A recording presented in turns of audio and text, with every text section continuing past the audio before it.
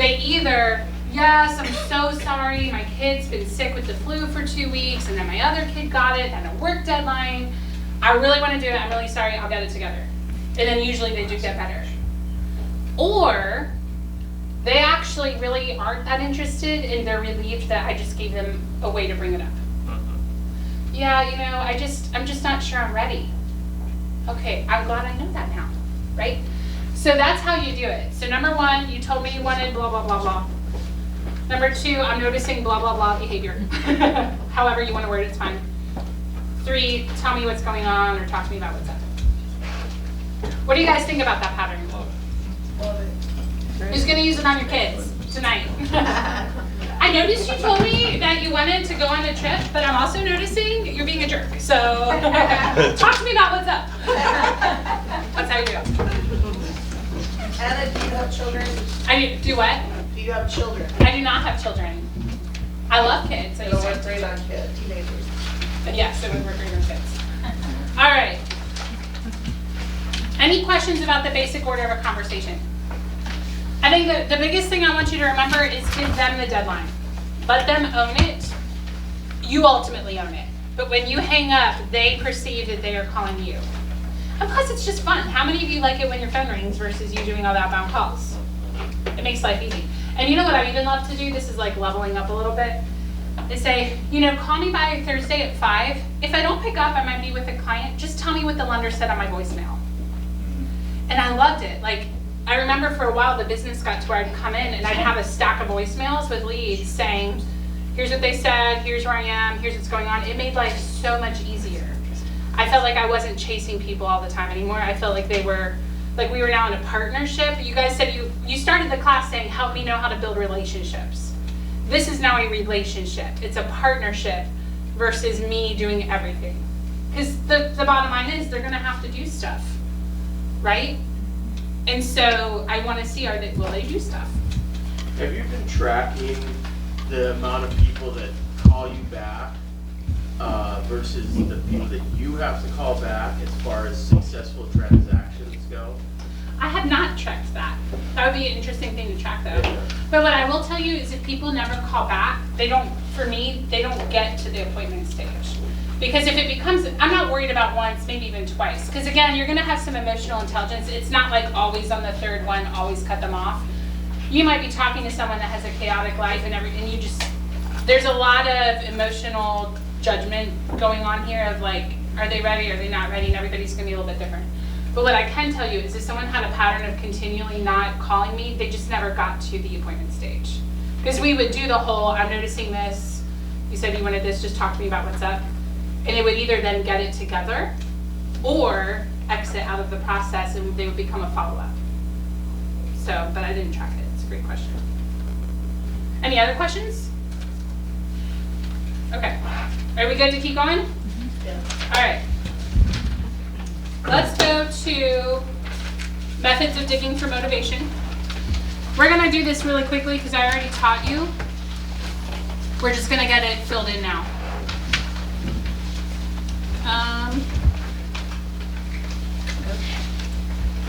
By the way, it's really weird traveling without my equipment.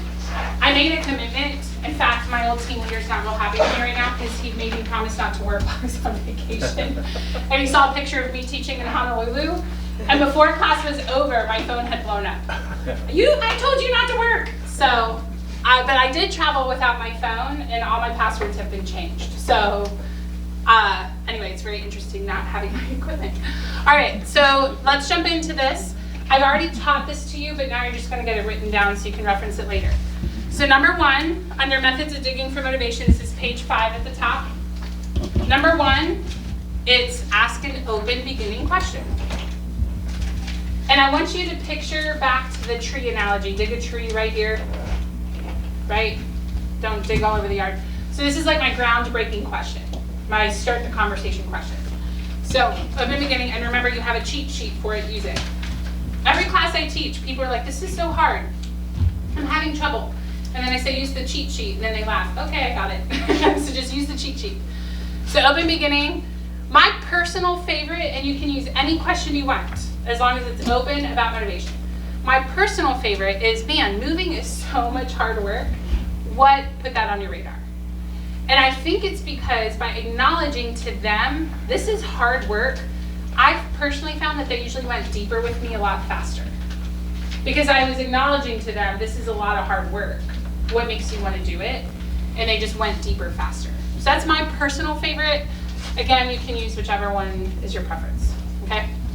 Then, number 2, you're gonna ask 3 digging questions. At the end of the line, I put ×3, but it is kind of small. So if you need to highlight it or write it real big, do not miss that you're gonna ask 3 digging questions. And remember, the basic idea there is you're using their word in your next question. That will keep you from jumping all over the yard, so to speak. Okay? So what will downsizing do for you? How will having, a smaller mortgage payment impact you? Maybe they said, I'll travel. Okay, tell me more about traveling. That's it. It's actually really easy. It just takes practice because we're not used to it. But once you do it, it'll get easy for you. The next one is number 3. You're going to summarize it. So back here with Randy, when I said, okay, you want to move to the beaches, the environment, because this, is that right? Why do we do that, by the way? What's the psychology? Build a connection. Yeah. You're actively listening. Yes. It's like proof to them, I really was listening to you. Empathy. Yes, empathy. And then I'm continuing to build rapport because when I'm using his words exactly, we're getting connected. Right? Remember, if he said the nasty beaches of LA, I'm not going to say the yucky beaches of LA. I'm going to say the nasty beaches of LA because that was his exact wording. And that's where you start to get the whole, I don't know why, but I just really like talking to you. Okay? I actually do love LA, it's just the beaches. Yeah. LA is pretty cool. I lived there 18 years. It's a beautiful place to live. It's fun. I thought California was awesome. Who went to family reunion in Anaheim? Anybody? That was really cool. Who's going to family reunion this year? Yay, I'll see you there. By the way, we're doing a breakout session. It's for, what are we calling it? I don't remember. I had a cool name. I called it Passing Touchdowns, Gaining Yardage, and Lead Gen, but it was too long, so they changed the name, and now I can't remember what it's called. But we're doing something on lead generation. So just Lead gen, that's what it's called. It's lead gen, something about lead gen. And I think it's on the 17th. Okay, then you're going to summarize it. Is that right? And then number 4, you're going to say, is there anything else? Ignore the numbers. I think it changed when I put it on a flash drive. So is there anything else? Is your number 4. And then you're going to say, great. Let's see what we need to do to make that happen. So we practiced this already, but because this is the most important thing, do you guys want to practice again, or do you feel like you have it? It's up to you. You want to practice it again? Okay. It looks like the most of you were nodding your head. So let's practice it one more time. And then, and we've got time. I'll give you 5 minutes to do it. This time, pick any topic that you want, but it could be a role play about why are you looking to get into real estate. It could be the opposite question you asked last time, why Maui or why real estate. But just take 5 minutes. That's about 2.5 minutes aside. So we're going to move real quick. Just get in there and ask. Okay, open-ended, and then digging questions, and I'll let you know when it's been 2.5 minutes. We good? Okay. Oh, are you without a partner? I think Lee back there is So excited. Oh, she needs a partner. Who needs a partner? You need partners. Let's have you two work together.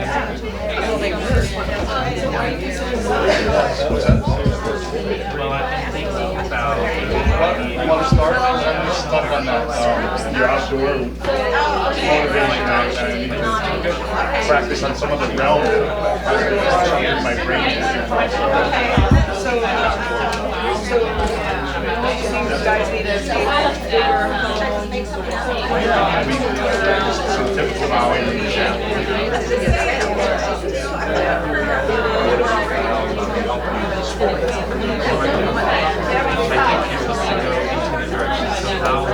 Oh yeah? Have you had experience doing that before in Maui? Oh wow.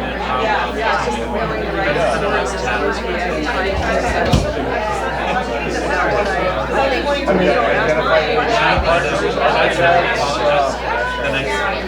the process. What's your time frame on this project? we're just figuring what they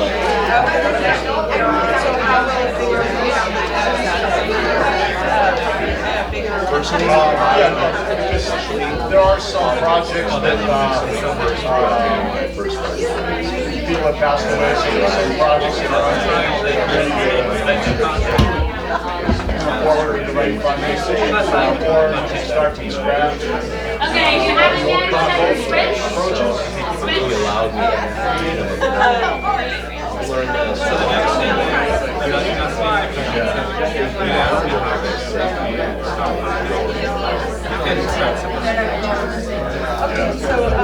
So what you're saying to me is, are you sell your home? Well, that's great. I've lived here many years and I've seen now that everything's been built in the past 40 years. Seen it through the events that got there, work through the whole process. It's a great way to add value to Is that important? Really initially it was a fair decision.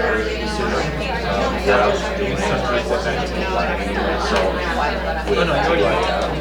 And so You thought about moving here?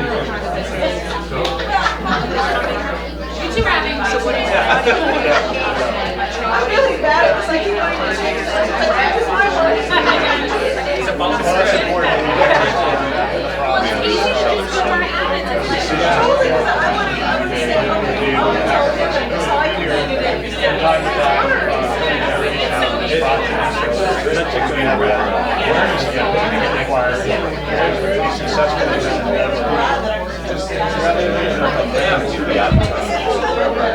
Okay, let's bring it back to the front.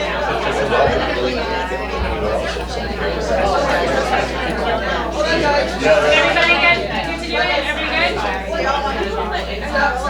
Alright, let's go ahead and bring it back. I know some of you might be mid-conversation. That was about 5 minutes, so let's just bring it back and we'll keep moving. But I wanted you to at least get some practice. Yes.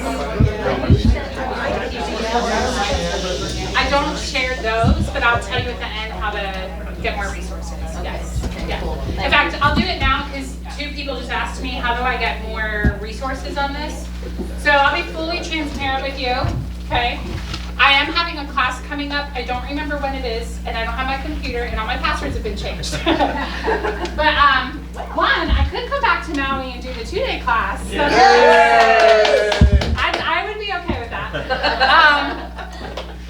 I really would be. I am single and I love to travel. We'll discuss with Lisa. We'll mention that that's a possibility. Okay. Yeah, I really would love to. I love to travel and I love to teach it. Great content. This is Perfect. awesome. Yeah, I'm so glad. The other thing is online, I've had people like random, like one person here, one person there say, I want to take your class, but they're all over the country. So I had the idea, why don't we do this over Zoom? And I taught it over Zoom, and I'll do it in 6 hours. And then I'll do like a follow-up 6 hours. Through Zoom, 2 days is a lot. So I chunk it down a little bit. So I just don't know the date that that's coming, but the Honolulu office asked me as well. And so I may actually do it one just for people in Hawaii on the time zone here. I imagine that's probably a challenge for you a lot, isn't it? Mm-hmm. So what we could do is find a Zoom. I charge $249 for the 6-hour class, and you get the majority of what's in this book. You get a little bit of a different book. And it's through Zoom, and you can take it, record it. It's pretty easy. I just don't know the date. So here's what I would ask you right now. You can pull out your phone. My assistant is watching my email. Just email me at mapscoachanna@gmail.com. mapscoachanna@gmail.com. And just put in the subject line, like Zoom class. And when I get back, I'll email all of you. What's that? Your email's on the last page. Oh yeah, my email's on the last page. Thank you. Yeah, so just email me and say Zoom class, and that will let me know to put you on the reminder when I get home to tell you what dates are. Sound good? What time of the day is best here to take classes? 9 o'clock. After 11. After 11? I got like 12 answers. What can you do?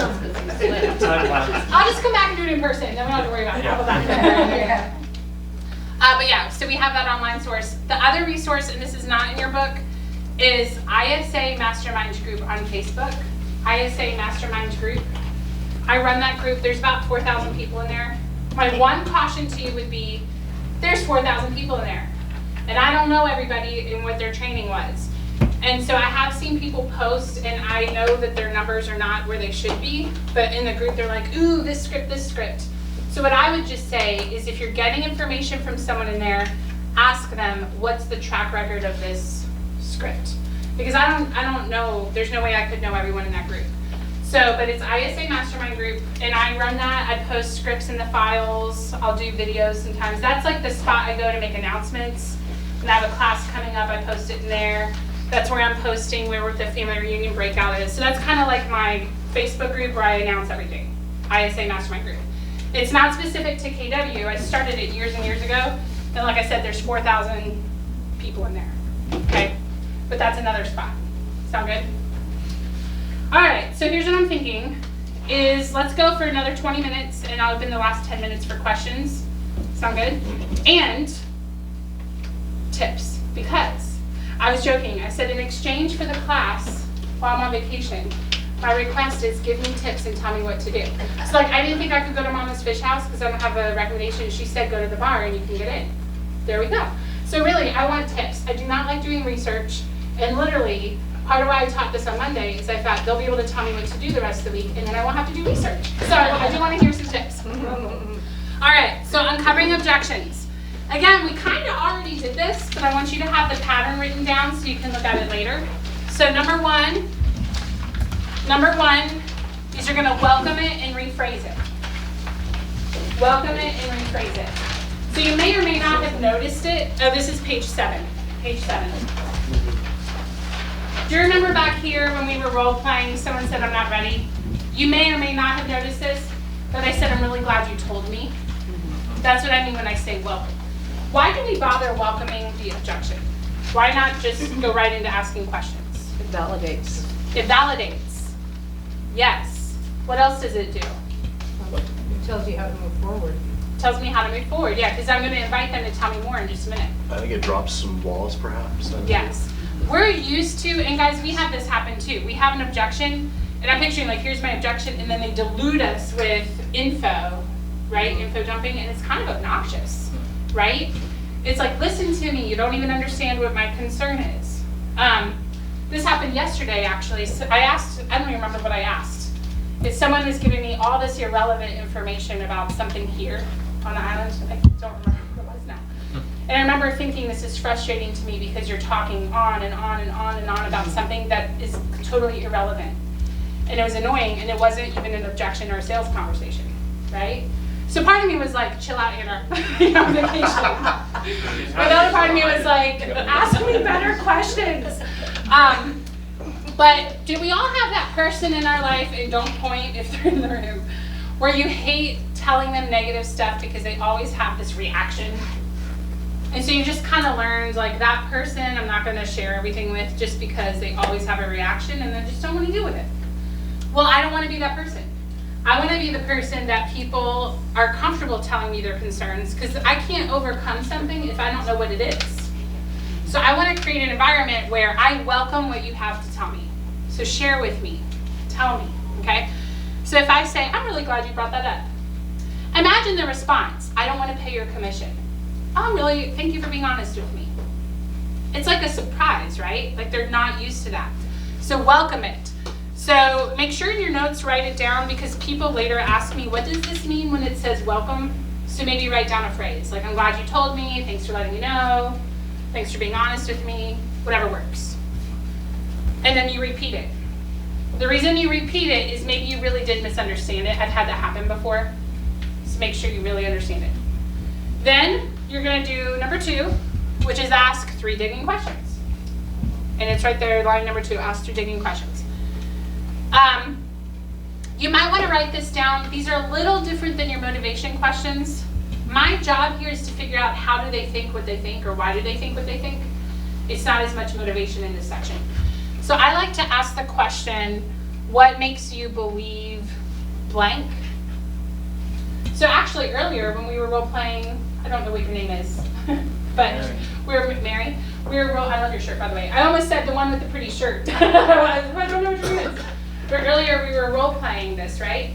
And down here I asked you something about what makes you believe you can't afford it. or what do you believe you need to have financially to buy a house or something. The idea here is you want to find out what makes them believe what they believe. Where are they getting the information? That's a really good question to ask when you're in objections. What makes you believe blah, blah, blah?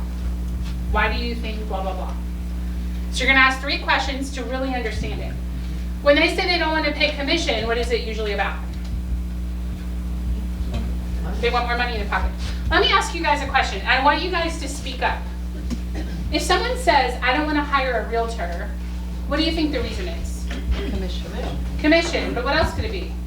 That experience. Bad experience. What else could it be? Fear. Fear of the unknown. Being taken advantage of. Being taken advantage of. Let down, disappointed. What if I really, really, really want to hire an agent and I'm so tight on my mortgage that I can't afford to pay commission? What if I'm sitting here like, I wish I could hire a realtor. I don't want to do this on my own and I don't have enough room. Which we all know they'll still make more money with a realtor, right? Because of the exposure. But the point is, we can hear I don't want to pay commission, and the most common reason is they want to save money. So we could hear I don't want to pay commission. Oh, well, when you hire me, you actually usually make more because blah, blah, blah, blah, blah. What if it has nothing to do with that? That's why you dig. So you're not, to your point, I'm not just blurting information. I want to blurt relevant information, okay? So you're going to dig. Then number 3, in your blank, you're going to summarize it. And that would sound something like, so what you're telling me is you don't want to pay commission because you want more money in your pocket because you need 30% down for your next house. Is that right? Okay, great. And then number 4, you're going to do a conditional close. And basically what this is you're going to get their permission before you start sharing the solution. Okay? So the conditional close, if I could show you a way that we can, and then fill in the parentheses there is basically solve it.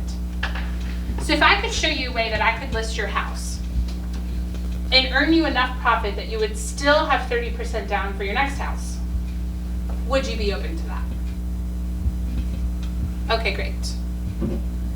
Or, if I could show you that listing with me, you will not have it be 7 days before you hear back from the realtor. I have a policy, I get back to you within 24 hours. So if I can show you that working with me, I will have a higher standard of communication than your last agent, would you be open to at least hearing about it?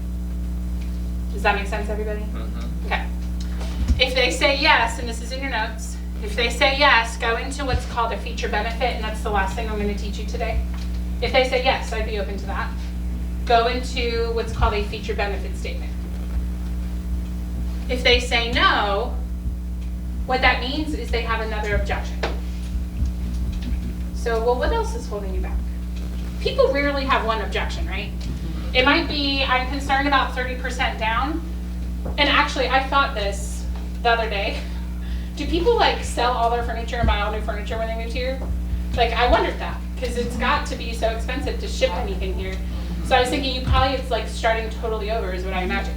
So it might be, I need 30% down on my next house, and I'm concerned about how I would afford to completely refurnish a house because I'm going to have to get rid of everything before I come. Right? That might be a concern.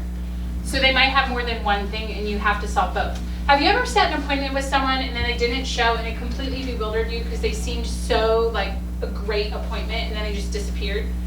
You know what happens a lot of times?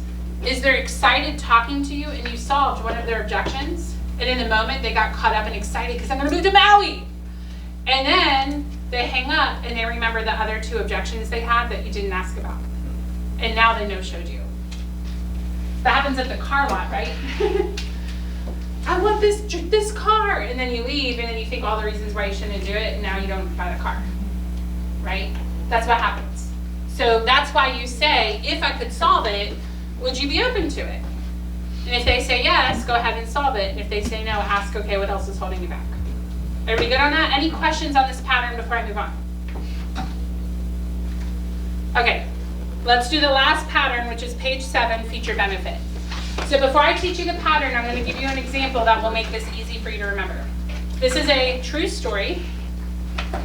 I'm gonna grab a green pen because it was actually a green pen that this happened. So pay attention, because in a minute, you're gonna sell this pen to me, okay? And you're gonna do it in a way that's relevant. This is a true story. So I was living near DC, and I landed a really cool job, and I was speaking at an event. I was about 24 years old, and at that age in DC, I felt intimidated a lot because I was working with people a lot older with more experience than I was, and it just was a little intimidating. So I had this speaking engagement, and guys, I looked awesome. I had on a white satin shirt, long black pearls, a little black like crocheted top, pointy-toed shoes. I looked pretty good. I'm just saying, okay? So I got there, and I'm driving my car that has tan leather. Now, to this day, I do not understand how this happened. It completely bewilders me. But I got out of my car, and I looked down, and on my white satin shirt, there was a green highlighter somewhere in my car. And it wasn't like a swipe, which would make a lot more sense. I really have no idea how this happened. It was like this, all over the front of my shirt. Almost where I felt like, did I have a green highlighter in my pen and I turned the steering wheel like this? Like, how did that happen? I don't know. And it was on my tan steering wheel. Okay? So I had to get up, 24, a little intimidated. I had to get up in DC, do a speaking thing with the white or the black pearls, the white shirt, pointy shoe, and green highlighter all over my shirt. I could not do anything about it. I was too far from home. It was awesome. Okay? So now that you know this story, let me share with you what a feature benefit is, and then you're going to sell me this pen. A feature benefit could be one of these three things: a feature or a fact. It could be a story or a statistic. But well, you know what we do a lot? We say things like, this pen has a cap. Okay? You know, our team, we sell homes in 24 days. Okay? Sounds a little braggy, right? You gotta marry it to something personal. So let's practice. Okay. So, you know my story now. You could make up facts about this pen. That might not be true, that's fine. If you were to sell me this pen, there's a lot of ways you could do it. So I want to hear from a couple of you. How would you sell me this pen using this method? Tell me something about it. Yes. Anna, you want to buy this beautiful lime green highlighter so you can fully color your white shirt, and now it will be a green shirt, and that provides you personal benefit. Oh, there you go. It could to stay. be able to wear it again at a new event. That's a creative. I've never had anyone go that angle. That's pretty creative. I like it. So you could do it that way. You could do it, and she tied it to my speaking event, right? What else could you do? What if I want to avoid that it? pen that you're holding right there has a certain type of ink. And if it gets on your blouse, all you have to do is use your hand, and it comes right off. There you go. Can I take it a little step further? That was really good. I love that. I'll buy it. What that means for you is you won't have to worry about getting up in a speaking event again and have green highlighter all over your shirt. That's how you take it to the max. Got it? Make sense? You could also do, this pen has a cap. So somebody, it'll almost be repeat what I just said, but I want you to really practice this. This pen has a cap. That's a fact. Whoop-de-doo. We do this a lot with our real estate facts. We just drop a fact. I want you to tie it to me. So really remind me how painful it was when I got up and I had to speak, 24 years old, I was all intimidated, and I had to speak in front of all these people, my shirt was ruined. Sell me this pen using this method. Let's have someone else do it. I've got this really great pen highlighter that I can sell you, and the cap fits so securely, statistically speaking, it hasn't actually leaked on anybody in the last 5 years. So what does that mean for me?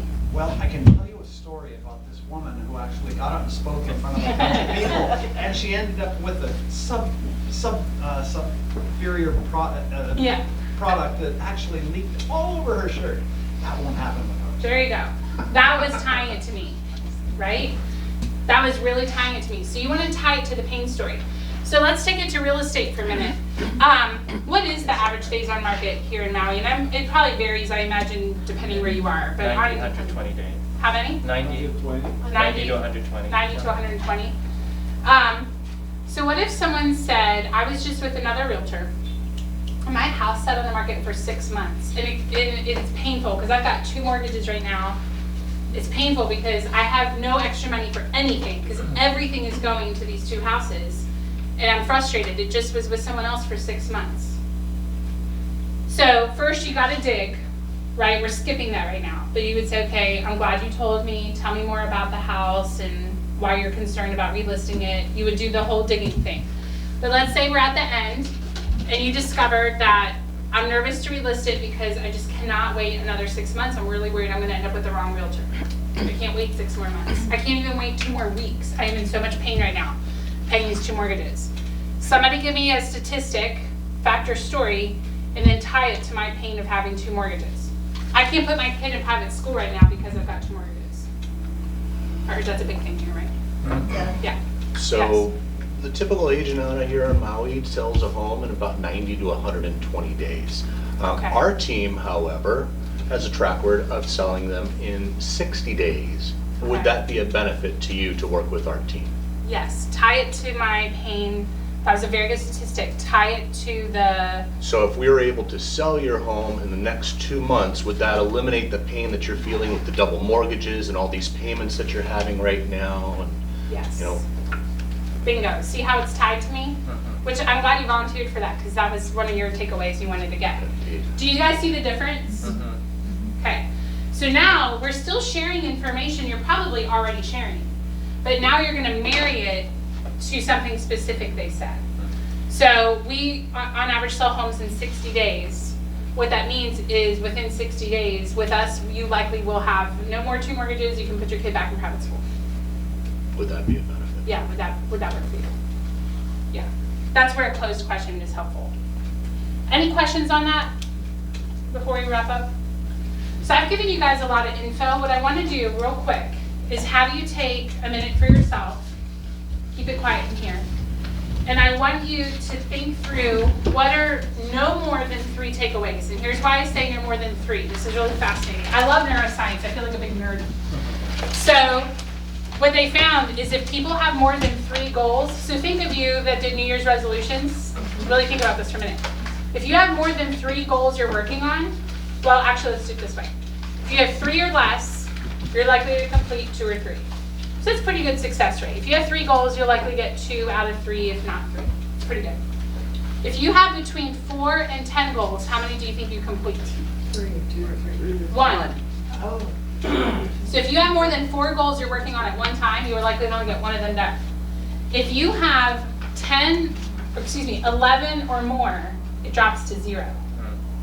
So I think some of you are having a realization right now of, oh, this is why I had failed before in whatever areas. I was doing too many things at once.